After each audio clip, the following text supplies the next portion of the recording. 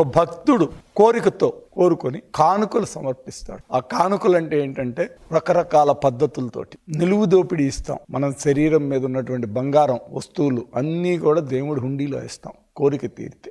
కొంతమంది కష్టార్జితం దాచుకుని రూపాయి దాచుకుని ఆ డబ్బుని హుండీలో వేస్తారు. వెంకటేశ్వరుడు వాళ్ళ కోరికలను తీర్చిన తరువాత వాళ్ళు 7 కొండలు నడుచుకుని వెళ్ళి ఆ హుండీలో వేసిన డబ్బుని ఎంతో పవిత్రంగా భావిస్తారు. అలాంటి హుండీలో కూడా ఈ పరకామణిలో రవికుమార్ అనే వ్యక్తి 2023లో డబ్బులు దోచుకెళ్తుంటే పట్టుకున్నారు. అక్కడ ఉన్నటువంటి చంద్ర అనే ఒక వ్యక్తి కంప్లైంట్ ఇస్తే సతీష్ SI CIలు చూసి చెక్ చేస్తే $100 దొరికింది.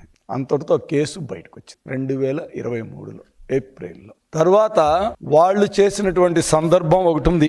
వాళ్ళు దానిలో ఏం చేశారంటే డబ్బులు పట్టుకున్న తర్వాత పోలీస్ కేసు పెట్టి లోక్ అదాలత్లో సెటిల్మెంట్ చేశారు. ఇద్దరి మధ్య సెటిల్మెంట్ చేయటమే తప్పు. ఎవడన్నా దేవుడి డబ్బుని మనోభావాలని వాళ్ళ యొక్క ఆస్తిని దాతృత్వంతో ఇచ్చే భక్తుల మనోభావాలు వాళ్ళ ఆస్తులు కూడా మొత్తం ఇచ్చేస్తారు టీటీడీ. మా ప్రభుత్వం గతంలో ఉన్నప్పుడే అప్పుడున్నటువంటి ఈవో గారు ఇలాంటి గజ దొంగలు వస్తారని ఆలోచించేయేమో అప్పుడు ఆస్తులు మొత్తాన్ని కంప్యూటరైజ్ చేసేసాడు. టీటీడీకి ఒక్కొక్కడు నెల్లూరులోనో లేకపోతే కోయంబత్తూరులోనో ఎక్కడో ఒక చాలా ఉండే ఇంటిని ఇచ్చేస్తాడు. ఆ ఇంటిని ఏం చేయాలనేది కూడా తెలియదు. కానీ వాడికి ఆ భక్తుడు మనోభావం ఎవరు లేరు, ఇల్లు నేను దేవుడికి ఇచ్చేసుకుంటున్నాను అనుకుంటాడు. దేవుడే సర్వస్వం అనుకుంటా. ఆ తర్వాత అది దేవుడికి ఇచ్చే పద్ధతి అనుకుంటాడు.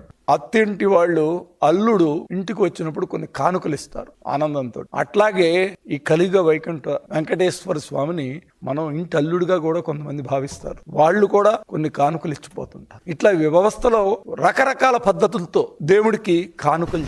ఆ కానుకలలో వీళ్ళు దగ్గర వీళ్ళు కొట్టేసింది డబ్బు మొత్తం 113 కోట్ల రూపాయలుగా లెక్క తీయించారు.